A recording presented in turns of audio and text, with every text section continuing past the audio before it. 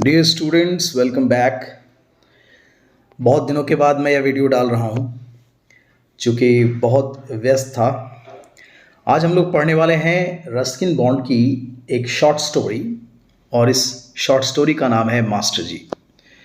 Time stops at Shamli, जो कि उनकी एक शॉर्ट स्टोरीज़ की कलेक्शन है। ठीक है, उसमें मास्टर जी एक बहुत ही इंटरेस्टिंग और बहुत ही हार्ट टचिंग स्टोरी है।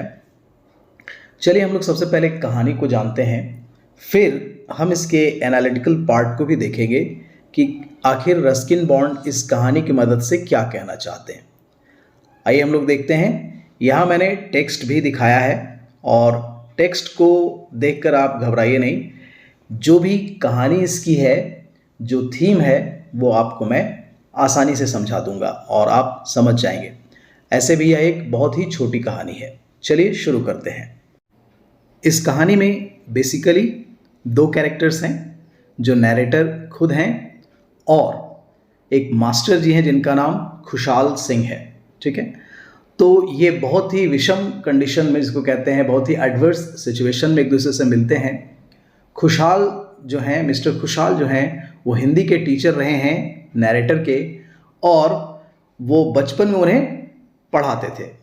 तो आज जो इनकी मुलाकात होती है वो एक प्लेटफॉर्म पे होती है, और वो बहुत ही सरप्राइज्ड हो जाते हैं, यानी नैरेटर बहुत ही सरप्राइज्ड हो जाते हैं अपने टीचर को हथकड़ियों में देख के।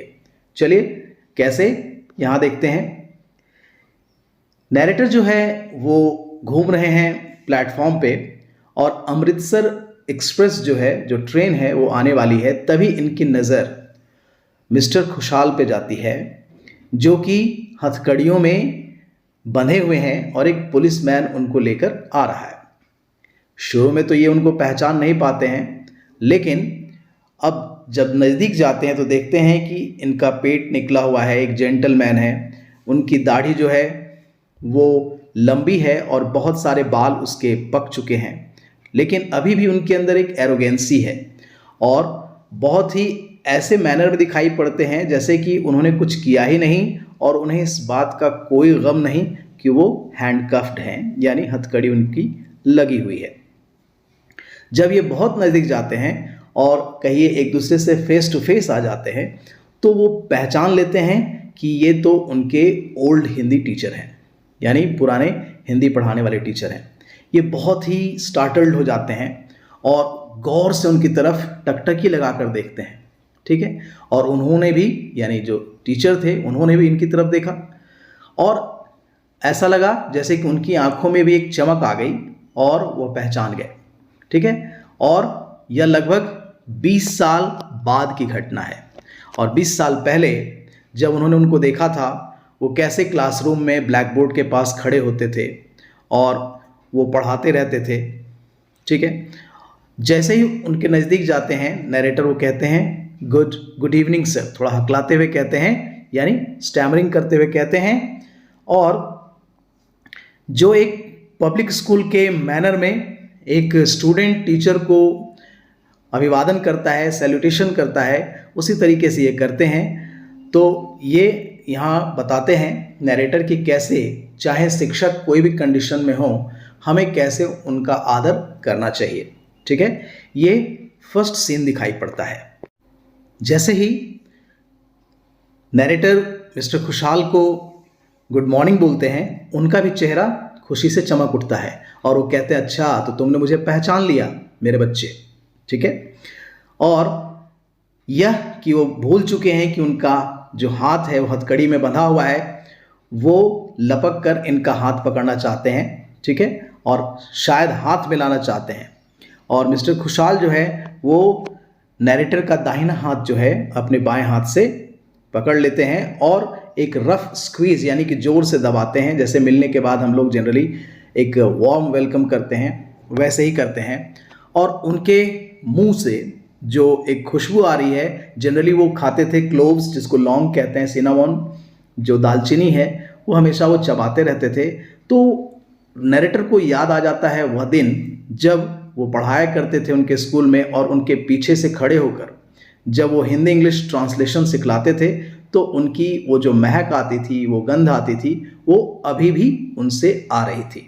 यानी वो पुराना जो एक सिचुएशन था वो सब कुछ इनको याद आ जाता है। नरेटर याद करते हैं कि कैसे उन्होंने 1948 में उनका स्कूल ज्वाइन किया था, जब पार्टीशन के तुरंत बाद ही उनकी ज्वाइनिंग उनके स्कूल में हुई थी। उस ज़माने में उनके स्कूल में कोई हिंदी टीचर नहीं थे, उर्दू और फ्रेंच वहाँ पढ़ाया जाता था, लेकिन तभी वहाँ एक लोकल व्यक्ति के रिकमेंडेशन पे इनकी बहाली वहाँ होती है। उस समय राइटर 16 के थे, यानी उनकी उम्र लगभग 16 साल की थी, और उस समय वो स्ट्रगल कर रहे थे एक नई भाषा सीखने के लिए, यानी हिंदी उनको आती नहीं थी, तो हिंदी सीखने की कोशिश कर रहे थे। तभी मिस्टर खुशहाल वहाँ ज्वाइन करते हैं और उस स्कूल में वो हिंदी पढ़ाते हैं, और तब से वो मिस्टर खुशहाल को वो जानते हैं। अगर कहा जाए तो मिस्टर खुशहाल की एबिलिटी एक टीचर की जैसी थी कि नहीं, ये कोई नहीं जानता था, क्योंकि वहाँ हिंदी जानने वाले बहुत कम लोग थे, तो लोग ये भी नहीं जान पाते थे कि वो अच्छे तरीके से हिंदी जानते हैं कि नहीं है। ठीक है, और इस तरह से वो वहाँ पर हिंदी पढ़ाना शुरू कर देते हैं। और आज मिस्टर खुशहाल ठीक उसी तरह मेरे सामने खड़े हैं जैसे वो पहले एक टीचर के रूप में मेरे सामने खड़े हुआ करते थे।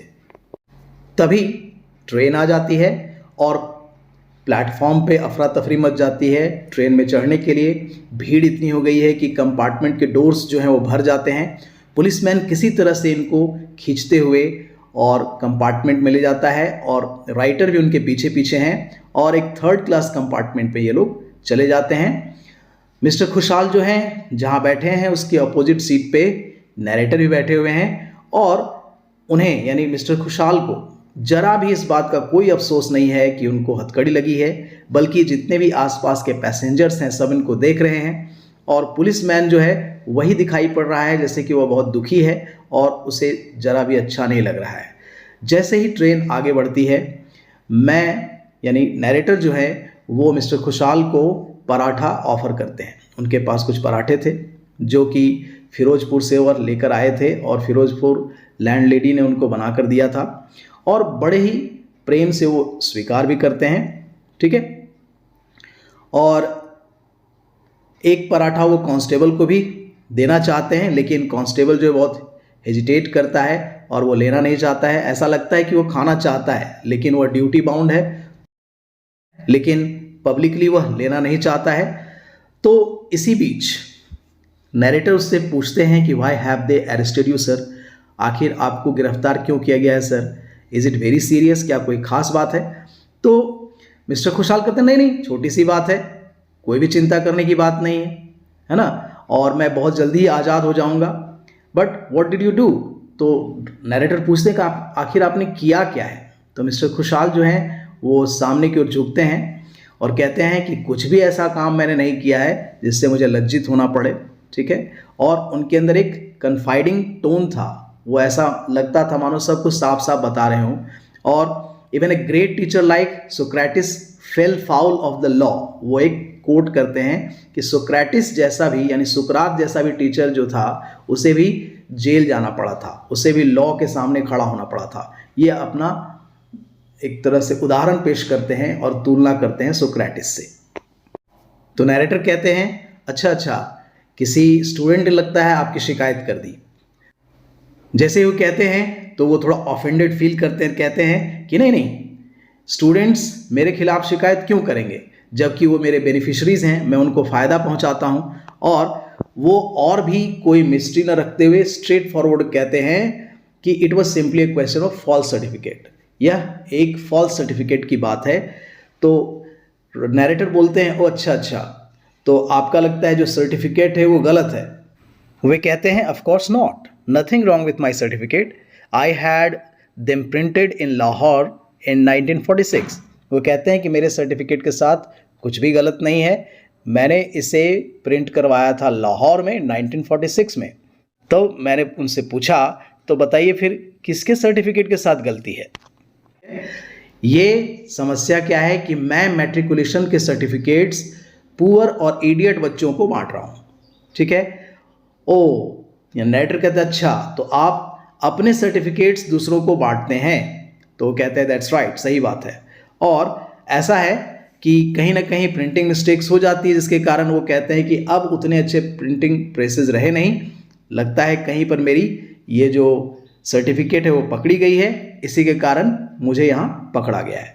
ठीक है, तो वो कहते हैं कि ये जो सर्टिफिकेट्स मैं देता हूँ, मैं उन बच्चों को देता हूँ जो 3-4 बार फेल हो जाते हैं मैट्रिकुलेशन में। तो जब ये छोटी सी परीक्षा वो पास नहीं कर पाते हैं तो मैं उनकी मदद कर देता हूँ। तो ये कहते हैं, नैरेटर पूछते हैं कि तो आप तो कुछ चार्ज करते होंगे? तो वो कहते हैं बस अगर वो दे पाते हैं तो मैं लेता हूँ, नहीं तो मैंने कोई भी फिक्स प्राइस इसका नहीं रखा है, बस मैं उन्हें उनकी भलाई के लिए सर्टिफिकेट्स दे देता हूँ। छोटे मोटे काम कर लेंगे, कहीं जीवन बसर कर लेंगे, तो मैं कभी भी इस मामले में लालची नहीं रहा हूँ। इस तरीके से वो कहते हैं और ये सारी बातें बड़े गर्व से कहते हैं। तब यहाँ नैरेटर को उनकी बात याद आ जाती है और उन पर दया आ जाती है कि किस प्रकार जब वो एक बार हिंदी का एग्ज़ाम दे रहे थे, हाफ ईयरली एग्ज़ाम दे रहे थे, और इन्हें कुछ भी समझ में नहीं आ रहा था कि वो क्या लिखेंगे क्वेश्चन पेपर में, चूँकि ये ट्रांसलेशन का पेपर था। तो मिस्टर खुशहाल पीछे से आते हैं और उन्हें कहते हैं अच्छा तुम इसे नहीं कर पा रहे हो क्या, ये बहुत डिफ़िकल्ट है? तो कहते हैं कि हाँ सर, मैं कुछ भी नहीं कर पा रहा हूँ, बहुत ही डिफ़िकल्ट है। तो वो कहते हैं नेवर माइंड, घबराने की कोई बात नहीं है, और कान में फुसफुसा कर कहते हैं कि जो कुछ भी तुम देख रहे हो उसको कॉपी कर दो, मैं देख लूँगा। बाद में जब इनका रिजल्ट आता है तो नरेटर देखते हैं कि वो पास हो गए हैं। तो एक तरह से देखा जाए तो बहुत ही कंपैशनेट टीचर थे और इनकी मदद उन्होंने की थी। तो इस तरीके से मिस्टर खुशहाल के प्रति जो है उनका जो आदर है वो बढ़ता जाता है, और वो समझते हैं कि मिस्टर खुशहाल जो हैं जो कर रहे हैं वो अपने अनुसार ठीक कर रहे हैं। ठीक है, बाद में नरेटर कहते हैं कि सर अगर आप इस जेल से आज़ाद हो जाएंगे जब, तो आप एक काम करना कि दिल्ली या फिरोज़पुर आकर मुझे फिर से हिंदी की ट्यूशन पढ़ा देना, तो मुझे बहुत अच्छा लगेगा और मैं हिंदी सीख जाऊंगा।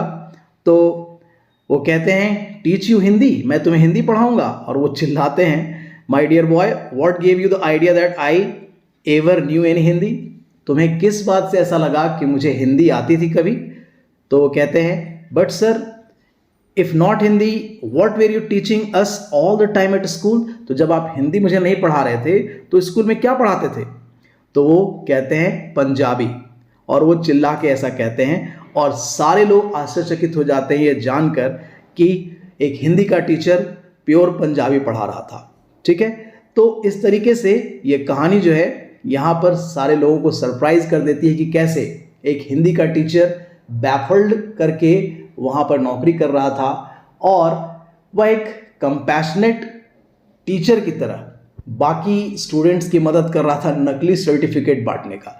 तो अगर हम इस पूरी कहानी को देखें तो इस कहानी में बात यह आती है कि किस प्रकार मिस्टर खुशहाल बाकी लोगों की ज़िंदगी खुशहाल कर रहे थे, लेकिन चूंकि यह एक गलत काम है, मैट्रिकुलेशन की सर्टिफिकेट जो नकली सर्टिफिकेट जो बनाकर देना है वह एक फोर्जरी है, यह गलत है, इलीगल है, इसी के कारण उन्हें जेल हो जाती है। तो इस कहानी के माध्यम से जो नैरेटर हैं वो हमें अवेयर कराते हैं कि क्या अच्छा है क्या बुरा है, बल्कि ये भी बताते हैं कि हमें शिक्षकों का सम्मान करना चाहिए, लेकिन किस हद तक करना चाहिए इसका भी ध्यान रखना चाहिए, और वास्तविकता को हमारे सामने रखते हैं। तो डियर स्टूडेंट्स, आई होप कि अब आप इस कहानी को समझ गए होंगे। Thanks a lot for watching the video. Keep watching, keep sharing. Bye-bye.